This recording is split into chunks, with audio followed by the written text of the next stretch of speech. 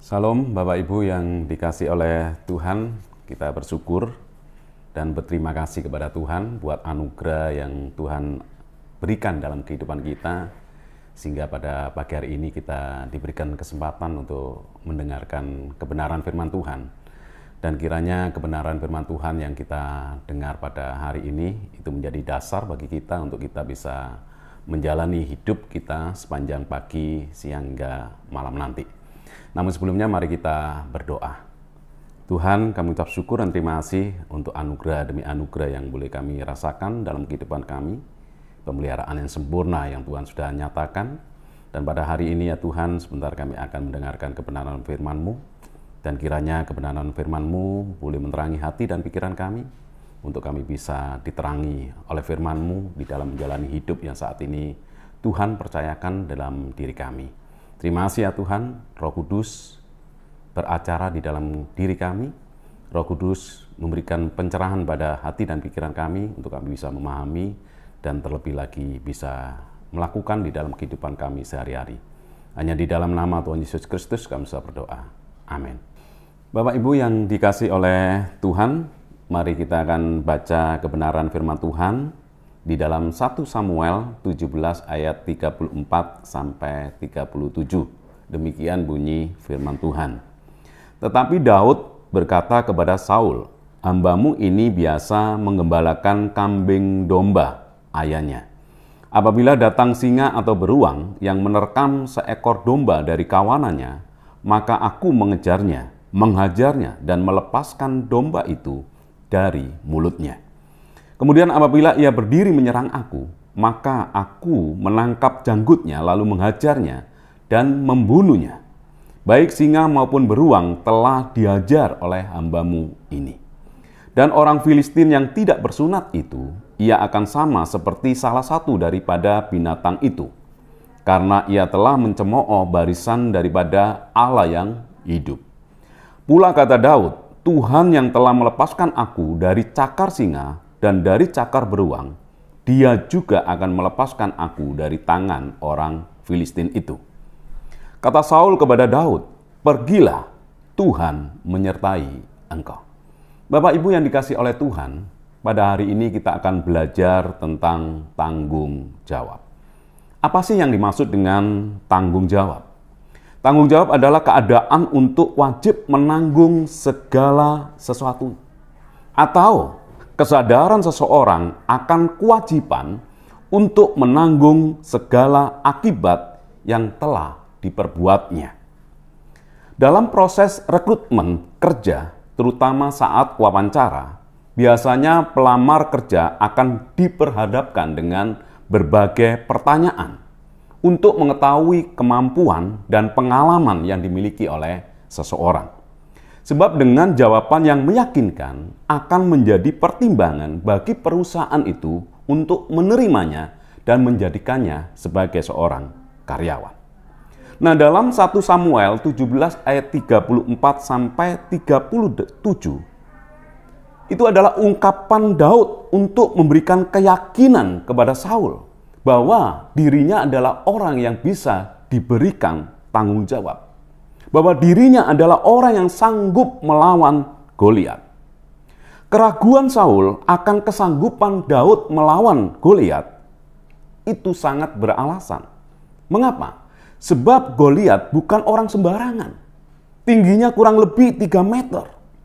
Goliat adalah seorang pendekar dari tentara orang Filistin. Dan sedangkan Daud bukanlah seorang prajurit, tetapi seorang gembala yang tidak memiliki pengalaman dalam peperangan. Daud tidak malu ketika menyebutkan dirinya sebagai seorang gembala yang hanya menggembalakan kambing domba ayahnya cuma 2-3 ekor. Namun hal itu tidak mengurangi tanggung jawabnya untuk menjaga. Bahkan Daud harus dengan mempertaruhkan nyawanya. Itulah yang dipakai oleh Daud untuk memberikan keyakinan kepada Saul bahwa dia sanggup untuk melawan Goliat. Tidak ada yang tahu apa yang dilakukan oleh Daud saat kambing domba diserang oleh binatang buas, diserang oleh singa, diserang oleh beruang, dilihat atau tidak dilihat oleh orang, Daud telah menunjukkan tanggung jawabnya dengan baik. Tanggung jawab yang dilakukan oleh Daud atas kambing domba ayahnya mengantar Daud bisa masuk istana dan menjadikannya seorang raja. Bapak Ibu yang dikasihi oleh Tuhan, jadi sangat penting bagi kita untuk senantiasa bertanggung jawab terhadap apa yang saat ini Tuhan percayakan dalam kehidupan kita. Apapun profesi kita. Sebab hal itu bisa aja membawa hidup kita di posisi lebih tinggi dibanding saat ini. Berapa banyak kepercayaan yang diberikan kepada kita oleh pimpinan tidak terlepas dari tanggung jawab yang kita kerjakan selama ini.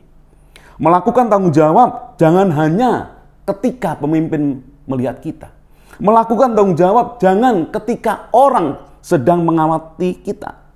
Namun ketika pemimpin tidak melihat kita, saat orang tidak memperhatikan kita, bukan berarti kita tidak bertanggung jawab.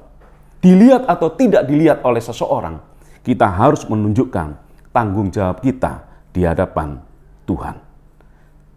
Sebab Tuhan sendiri telah mengingatkan kepada kita. Apapun yang kamu perbuat, perbuatlah dengan segenap hatimu, seperti untuk Tuhan dan bukan untuk manusia. Itu terdapat di dalam Kolose 3 ayat 23. Untuk itu marilah kita bertanggung jawab dengan apa yang Tuhan percayakan di dalam kehidupan kita. Bukan dengan asal-asalan, tetapi dengan rasa tanggung jawab yang tinggi untuk kita bisa melakukan yang terbaik bagi kemuliaan dan kebesaran nama Tuhan. Dengan melakukannya seperti untuk Tuhan, saya yakin maka hal itu senantiasa orang akan melihat kualitas hidup kita dan mereka akan memuliakan Allah kita. Dan kiranya firman Tuhan yang kita dengar pada hari ini itu menjadi dasar bagi kita untuk kita senantiasa berbuat semaksimal mungkin apa yang saat ini ada di dalam genggam tangan kita. Sehingga dengan demikian Tuhan selalu memberkati kita apa yang kita kerjakan bagi dan kemuliaan namanya. Amin. Mari kita berdoa. Tuhan, kami ucap syukur dan terima kasih ya Tuhan. Kalau pada hari ini ya Tuhan, kami boleh belajar akan kebenaran firman-Mu tentang tanggung jawab. Dan kiranya Tuhan, kebenaran firman-Mu mengajarkan kepada kami untuk semakin hari semakin bertanggung jawab terhadap apa yang saat ini Tuhan percayakan dalam hidup kami. Kami rindu ya Tuhan, Engkau dipermuliakan. Kami rindu ya Tuhan, Engkau ditinggikan melalui apa yang kami kerjakan dengan sebaik-baiknya. Terima kasih ya Tuhan. Dan kiranya kami boleh melakukan di dalam kehidupan kami sehari-hari. Apapun profesi kami ya Tuhan. Apapun pekerjaan kami. Apapun yang saat ini ada di dalam genggaman tangan kami. Dan biarlah itu semuanya boleh kami lakukan dengan sebaik-baiknya untuk kemuliaan nama-Mu. Hanya di dalam nama Tuhan Yesus Kristus kami sudah berdoa dan mengucap syukur. Haleluya. Amin.